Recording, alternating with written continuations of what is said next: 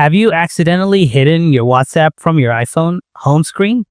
Or maybe you are looking for a way to find your missing WhatsApp apps on iPhone.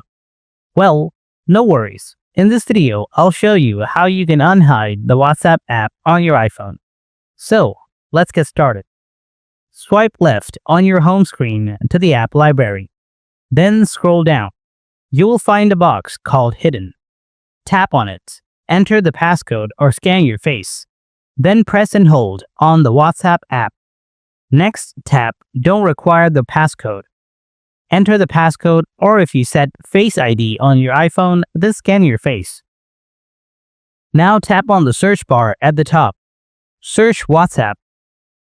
You will find the WhatsApp app here. Open up the Settings app. Next, scroll down. Tap Screen Time. Again, scroll down. Tap Content and Privacy Restrictions. Then tap Allowed Apps and Features. Toggle off the WhatsApp option. And this is how you can unhide the WhatsApp app on your iPhone. If you found this video helpful, then don't forget to hit that like button. And if you have any kind of questions, then please write them in the comments below. Thanks for watching, and I'll see you in the next video.